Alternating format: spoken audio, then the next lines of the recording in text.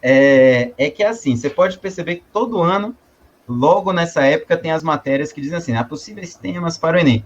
E muitas vezes, logo depois da prova, tem as matérias assim, professores se surpreendem com o tema do Enem. A gente tem que entender, né, qual é a proposta temática do Enem. O Enem não é um vestibular centrado em polêmicas atuais. Isso não tem a ver com governos, tá? Não teve a ver com o governo Temer, nem com o governo Bolsonaro. Sempre foi a linha do Enem.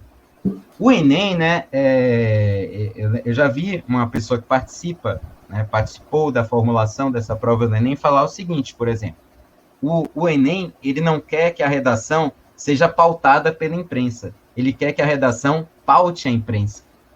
Então, você pega, por exemplo, esse tema da democratização do acesso ao cinema, ou o tema da educação de pessoas surdas no Brasil, perceba que são temas muito importantes, centrais, mas que não estavam propriamente na agenda, né, da discussão midiática naquele ano.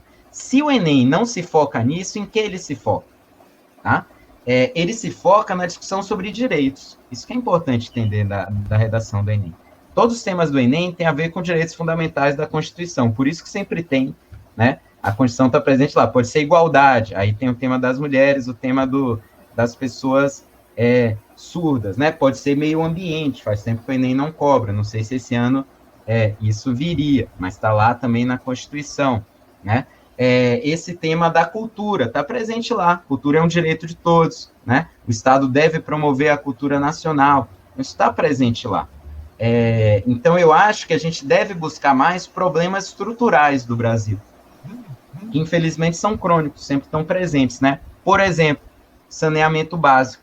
Até teve algumas discussões esse ano por conta de uma acentuação da privatização da área, né? Então, esse é um tema que talvez seja legal dar uma olhada, tá?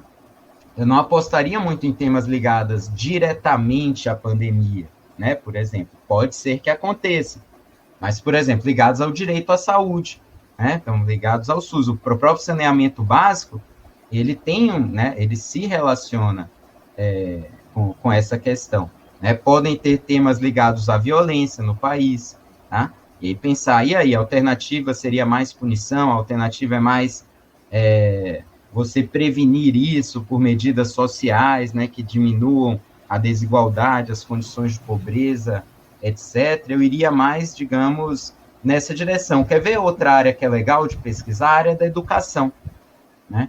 Lembrando que a gente está agora, em 2021, a gente vai começar a implementar a reforma do ensino médio, que foi feita pelo governo anterior, pelo governo Temer. E tem questões ali que podem aparecer. Podem ser justamente uma maneira ali do MEC evidenciar mais para a sociedade brasileira, pautar a imprensa, né, discutir mais. Por exemplo, a ideia do protagonismo dos jovens na educação. É a promessa, né, do novo ensino médio, que ele possa escolher mais as matérias, né, que ele mesmo já pense num projeto de vida e já pense sua educação voltada a isso. A educação socioemocional, que entrou como componente obrigatório, né, já vinha se falando disso há algum tempo, mas é super interessante também. A gente fala muito de bullying, fala muito sobre depressão, ansiedade na adolescência, todos esses são temas que podem aparecer, inclusive, né? Mas, como é que você lida com esses temas? Então, por exemplo, trabalhando empatia em sala de aula, trabalhando autoconhecimento em sala de aula, trabalhando respeito ao próximo em sala de aula, né? E já existe muita literatura nesse sentido, os materiais didáticos estão saindo, né? Pode ser uma área interessante. Então, saneamento básico, mudanças na educação,